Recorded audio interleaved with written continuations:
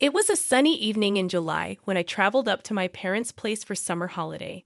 After 3 years of college, these visits had developed into a regular pattern.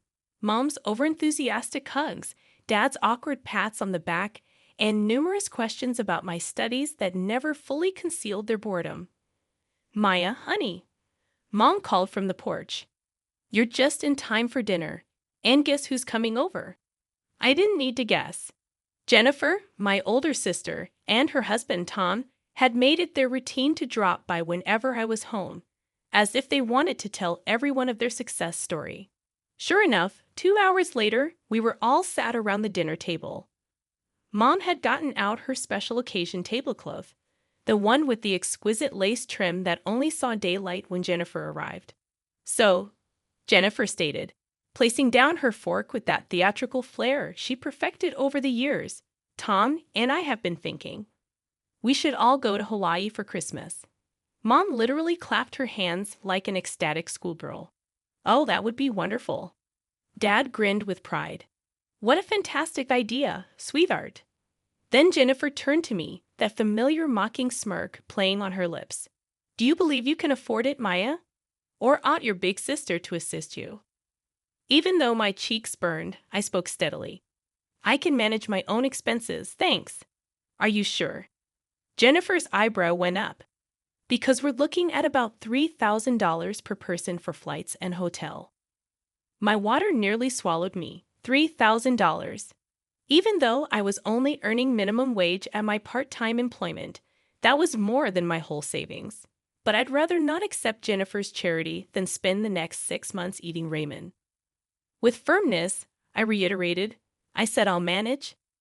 Jennifer turned back to our parents with a shrug. "In any case, the restaurant is doing fantastically. We recently brought on a new Italian chef. Is it not unbelievable? Our community is home to authentic Italian cuisine." Mom gushed, "You're so entrepreneurial, dear Maya. You should really take notes from your sister about business sense." "Yes, Maya," added Jennifer. "Maybe you could even work for me someday." Sitting at that dinner table, watching my parents fawn over Jennifer's Hawaii plans, I felt like I was 10 again. Nothing had changed. The same eager nods from Mom, the same proud smile on Dad's face, the same feeling of being invisible. Jennifer was still their golden child, just as she'd been since we were kids. 5 years between us might as well have been 50 for all the difference it made in how our parents saw us. They never said it outright, but their actions spoke volumes. Jennifer was the one they believed in, the one they were sure would make something of herself. "Hey, remember when Jennifer won the school business competition in 10th grade? Dad would often reminisce. We knew right then she had that entrepreneurial spirit. The funny thing is, they weren't cruel about it. They never deliberately hurt me or put me down. They just forgot I was there sometimes, like I was a background character in the Jennifer show. They'd remember to ask about my grades or if I needed anything, but their eyes would always drift back to Jennifer, waiting for her next achievement to celebrate. Thank God for Grandpa Joe. He lived in that big old house, the one with the wraparound porch and the creaky swing. He was the only one who seemed to have enough love for both of us. A successful businessman himself, he'd promised early on to pay for both our college educations. When Jennifer left for college, I was 13 at the time. I thought things would change. Finally, I'd get my chance to be the daughter in the spotlight. Boy, was I wrong. Jennifer just called. Mom would burst into my room, practically vibrating with excitement. She's joined the debate team. "We should drive up this weekend to see Jennifer," Dad would suggest over breakfast. "We can take her some money for expenses." They'd spend hours on Skype with her, the laptop perched on the kitchen counter while they cooked dinner, Jennifer's voice filling our house even in her absence. Meanwhile, I'd slip out the back door and head to Grandpa's house. Those afternoons at Grandpa's became my sanctuary. We had our own little routine that felt more like home than my actual home ever did. We'd settle into his worn leather couch, a tub of mint chocolate chip ice cream between us, and watch old movies on his ancient TV. "You know what's great about Casablanca, Maya?" he'd say, pausing the movie. It's not about the obvious hero. It's about the quiet one who does the right thing when nobody's watching. Other days, we'd order a pepperoni pizza, and he'd tell me stories about his own childhood while we played chess. He taught me how to fish too, taking me out on weekends to the lake behind his house. The thing about fishing, he'd say as he helped me bait my hook, is that the best fish aren't always the ones making the biggest splash. Sometimes, it's the quiet ones swimming deep that turn out to be the most special. I'd sit there in his little fishing boat, watching the sunlight sparkle on the water, and feel like maybe, just maybe, I didn't need to be the favorite to be loved. Grandpa had a way of making me feel seen without making a big production out of it. "Want to watch Roman Holiday again?" he'd ask after a long day of fishing. "I bought those chocolate cookies you like." Those moments weren't grand or flashy like Jennifer's achievements. They were quiet, simple, and real. While my parents were driving across state lines to deliver spending money to Jennifer, I was learning how to play poker with Grandpa, using M and N's as chips. 5 years passed in a blur of family dinners and achievements, all Jennifer's, of course. She graduated college with honors, landed a job at a prestigious firm, and started dating Tom, who my parents immediately declared was perfect for her. Meanwhile, I was preparing for my own college journey. The day I left for college, Grandpa hugged me tighter than he ever had before. His embrace felt different somehow. More urgent, more final. "I love you so much, Maya," he whispered in my ear. "Never forget that." I laughed it off at the time. "Grandpa, you're acting like we'll never see each other again. I'll be home for Thanksgiving." He just smiled that gentle smile of his and patted my cheek. "Just remember what I said, kiddo." 2 months into my freshman year, Mom called. Her voice was breaking as she told me Grandpa had died in his sleep. The world stopped spinning for a moment. I sat there on my dorm room bed, phone pressed to my ear, unable to process the words. The funeral was on a crisp autumn day. After the service, we all gathered in Grandpa's attorney's office for the reading of the will. Jennifer sat primly in her designer black dress while I fidgeted in the scratchy department store one I'd bought last minute. "To my daughter Sarah," the attorney read, "I leave the sum of $50,000. Mom nodded, squeezing Dad's hand. "To my granddaughter Jennifer, I leave the sum of $300,000. Jennifer's face lit up. She immediately turned to Tom, who'd been hovering by her side throughout the funeral. "Baby, we can have that dream wedding now and still have enough to start our restaurant." "And to my granddaughter Maya," the attorney continued, "I leave my house on Maple Street, including all its contents and the surrounding property." The room went quiet for a moment before Jennifer burst out laughing. "Oh my God, Maya got the old house. That's hilarious." She wiped tears of mirth from her eyes. "Don't worry, sis. Maybe you can sell it and buy yourself something nice. Though I doubt anyone would want that creaky old place." "Jenna," Mom scolded half-heartedly, but she was already smiling at her elder daughter's plans. "We'll have the wedding in spring," Jennifer announced, completely taking over the somber moment. "Tom and I already have the perfect business plan for an authentic Italian restaurant. This is exactly the capital we needed." True to her word, Jennifer threw herself into wedding planning. It was a spectacular affair. White doves, ice sculptures, a 5-tier cake, and what felt like half the town in attendance. I stood next to her in a bridesmaid dress she'd chosen, watching her marry Tom in what Mom called the social event of the season. Before the honeymoon tan had even faded, Jennifer and Tom opened their restaurant. They called it Bellita, Beautiful Life. The local paper did a feature on them, praising the young entrepreneurs for bringing authentic Italian cuisine to our small town. Mom and Dad framed the article and hung it in their living room. Meanwhile, I tried to figure out what to do with my inheritance. The property taxes weren't insignificant, and maintaining that big old house wouldn't be cheap. After running the numbers one weekend, I thought I'd found the solution. At the next family dinner, I decided to bring it up. "I've been thinking about the house," I said, trying to sound confident as I pushed my green beans around the plate. "Since I'm at college most of the year, I could rent it out. That would help cover the taxes in Maine. The silence that followed made me look up. Mom and Jennifer were exchanging one of their looks, the kind that had always meant trouble for me growing up. Jennifer's husband, Tom, suddenly became very interested in his mashed potatoes. "Oh, honey," Mom said in that patronizing tone she reserved for when she thought I was being particularly dense. "Why would you want to rent to strangers when your sister and Tom need a place to live?" I blinked. "What?" Jennifer set down her wine glass with a delicate clink. "Well, it makes perfect sense, doesn't it? Tom and I could use the extra space, especially now that we're running the restaurant. And obviously, you're not going to charge rent from your own sister. I mean, that would be ridiculous, right, Mom?" "Of course, it would," Mom agreed immediately. "Family helps family."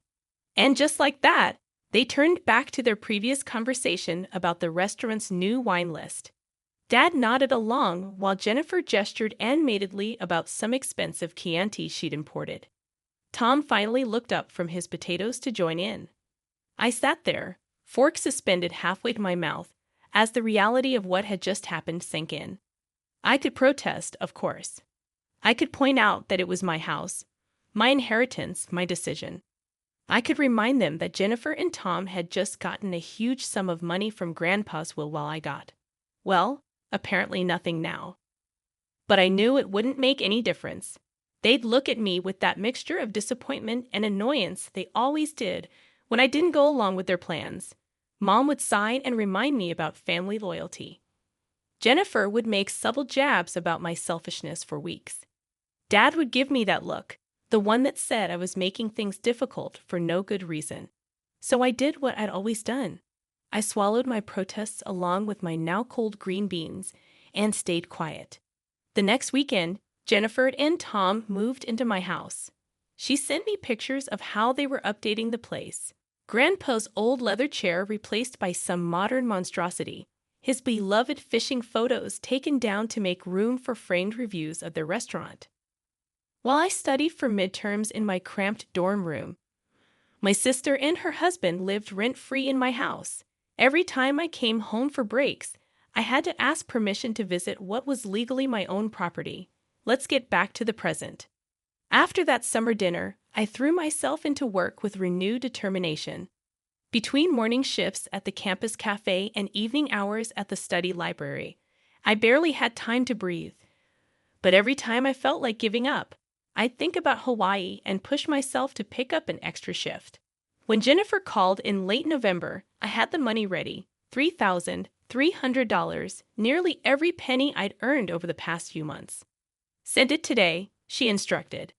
"I need to finalize the bookings." I transferred the money immediately, my hands shaking with excitement as I clicked send on the banking app. That weekend, I treated myself to a new swimsuit. Nothing fancy, just a simple blue one-piece on sale. My friend Lisa let me borrow her good suitcase, the one with the wheels that actually worked. December 23rd arrived, crisp and cold. I showed up at my parents' house with my borrowed suitcase and new swimsuit, practically buzzing with excitement. But something felt off. Mom barely met my eyes when she hugged me, and Dad kept clearing his throat the way he did when he was uncomfortable. Then Jennifer and Tom arrived. The moment they walked in, I knew something was wrong. Jennifer had that look on her face, the same one she'd worn when she told me she'd be living in my house rent-free. Mom and Jennifer exchanged glances that made my stomach twist. We sat down to dinner, and for a few minutes, there was only the sound of forks against plates. Then Jennifer set down her wine glass and cleared her throat. "We need to discuss something," she announced. "The restaurant. Well, we've hit a rough patch. The numbers aren't what we projected." Mom reached over and squeezed her hand supportively. I knew. She already knew what was coming. "We've had to make some tough decisions," Jennifer continued, her voice dripping with fake regret. "We've had to cut some expenses, including our contribution to the Hawaii trip budget." My fork froze halfway to my mouth. So she went on, gesturing between herself, Tom, and our parents. "We've all discussed it, and we think the best solution is for Maya to sit this one out." The room started spinning. "But I already paid my share," I managed to say. Yes, well. Jennifer smiled. That condescending smile I knew so well. That money will help cover the rest of our expenses. We couldn't possibly cancel on everyone. And Tom and I never even had a proper honeymoon because we went straight into the restaurant business. I looked at Mom and Dad, waiting for them to say something, to object to this insanity. But they just sat there. Mom still patting Jennifer's hand, Dad studying his plate as if it held the secrets of the universe. I paid my share, I said again, my voice shaking. $3,300. That was all my savings. Maya, Mom snapped, her tone sharp enough to make me flinch. Family helps family. Jennifer and Tom are going through a difficult time with the restaurant. The least you can do is be understanding. Understanding, I whispered. Yes, understanding. Besides, someone needs to watch the house while we're gone, Mom added, turning back to Jennifer. Now about the hotel arrangements. I stood up so abruptly my chair scraped against the floor. Nobody even looked up. I climbed the stairs to my old bedroom, the sounds of their cheerful conversation floating up behind me. They continued chatting and laughing as if they hadn't just stolen my money and crushed my dreams. Lying in my childhood bed that night, staring at the glow-in-the-dark stars Grandpa had helped me stick on the ceiling years ago, I made my decision. The next morning, I played my part perfectly. I stood on the front porch, smiling and waving as they loaded their luggage into 2 waiting taxis. Don't forget to water Mom's plants, Jennifer called out, adjusting her designer sunglasses. And check the mail every day, Mom added. Don't worry about a thing, I assured them, still smiling. Jennifer leaned out the taxi window. I'll send you lots of photos, so you won't feel left out. She laughed as if she just made the funniest joke. I kept waving until both taxis disappeared around the corner. Then I walked straight to my car and drove to Grandpa's house. My house. Tom and Jennifer's belongings were everywhere. Her clothes filled the closets Grandpa's suits once occupied. Their pretentious art hung where his fishing photos used to be. Their wedding photo sat on the mantel where Grandpa kept our chess set. I started in the master bedroom, pulling out suitcases and boxes, methodically packing everything. Designer clothes, expensive shoes, Tom's custom-made suits. All of it went into boxes and bags. I found their important documents in Grandpa's old study and packed those too. The moving company charged me triple their usual rate for Christmas Eve service. My next stop was a 24-hour locksmith. He also charged a holiday premium, but I didn't care. I watched with satisfaction as he changed every lock in my house. I drove back to campus, arriving just as my friends were starting their orphan Christmas celebration, our nickname for the holiday party we threw for students who couldn't or didn't want to go home. Maya, Lisa exclaimed when I walked in. I thought you'd be in Hawaii by now. Change of plans, I said, accepting the cup of hot chocolate she offered. But you know what? I think I'm exactly where I need to be. For a week, my phone buzzed constantly with Jennifer's updates from Hawaii.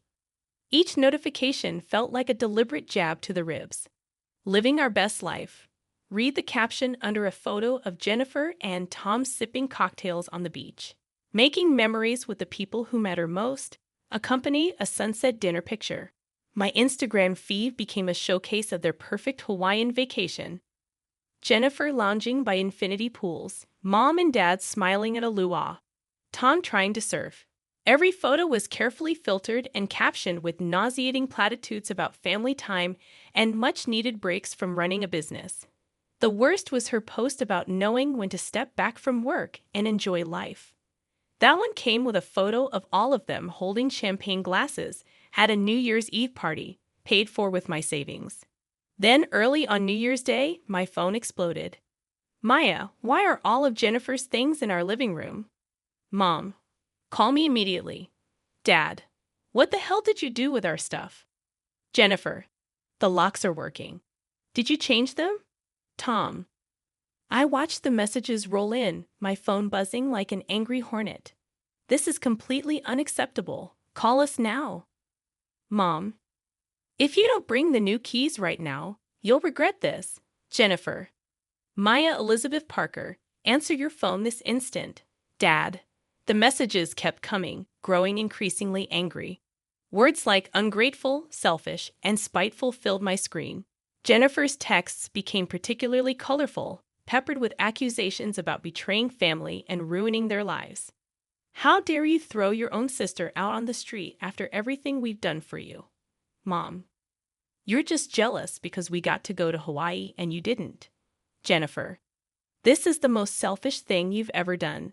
Dad, by mid-morning, my phone showed 47 missed calls and over 100 messages. I read each one, letting their words wash over me without response. With each angry message, I felt lighter, freer. They could rage and threaten all they wanted. I wasn't that compliant little girl anymore. I put my phone on silent and went to get breakfast with my friends, leaving their messages unread and their calls unanswered. For the first time in my life, I didn't feel compelled to explain or justify myself to them. By evening, my phone showed over 200 missed calls. The constant buzzing had become white noise.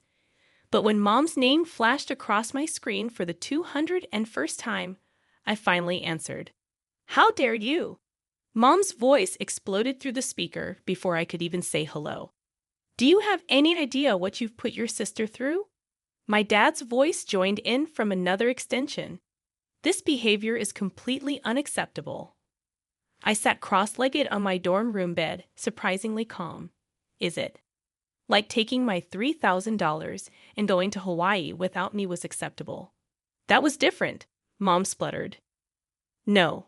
I cut her off, my voice steady. Let me talk. For once in my life, just let me talk. Amazingly, they fell silent. You took my money. Money I worked double shifts to earn. You let Jennifer and Tom live in my house rent-free while they ran their restaurant. You've always treated me like I was nothing compared to Jennifer. Always. That's not. Dad started. Remember my high school graduation? You left early because Jennifer called about a job interview. My college acceptance letter? You barely looked at it because Jennifer had just started dating Tom. Every achievement, every milestone in my life has been overshadowed by Jennifer's latest. Whatever. The words poured out of me, years of hurt and resentment finally finding their voice. And then Hawaii. You didn't just take my money, you laughed about it. Jennifer sent me mocking photos. Do you have any idea how that felt? To know my own family could be so cruel. The silence on the other end stretched out. Finally, Mom spoke, her voice softer but still defensive. Maya, you have to understand. Jennifer and Tom are really struggling with the restaurant. They need help. And I needed parents who cared about me as much as they cared about Jennifer. I needed a sister who didn't treat me like a doormat. I needed a family who saw me as more than just Jennifer's backup plan. But where will they live?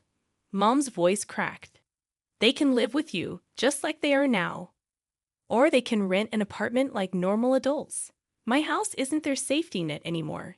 And starting next month, I'm renting it out to actual paying tenants. You can't, Mom began. I can, and I will. I've already talked to a property management company. The lease is being drawn up. I hung up before they could respond. 30 minutes later, my phone lit up with messages from Jennifer. You vindictive witch. You've ruined everything. I hope you're happy now that you've destroyed our lives. Each message was nastier than the last, a stream of vitriol that would have devastated me a year ago. Now. I just turned off my phone and went to sleep. That was a year ago. I'm in my senior year now, and I haven't spoken to any of them since. Through the family grapevine, I hear things. The restaurant finally went under completely. Jennifer and Tom are still living with our parents, supposedly regrouping before their next venture. Meanwhile, the property management company I hired found excellent tenants for Grandpa's house. The rent they pay covers taxes, with enough left over to build a decent savings account. I'm careful with the money. I think Grandpa would be proud of that. Sometimes, usually late at night when I can't sleep, I wonder if we'll ever reconcile. If Mom will ever understand why I did what I did. If Jennifer will ever see me as an equal rather than a convenience. If Dad will ever stand up for me the way he always stood up for her. But then I remember that day in Hawaii, when they were all drinking champagne with my money. And I realized something. I don't need their understanding anymore. I don't need their approval, or their love, or their acceptance. What I need, what I finally have, is my self-respect.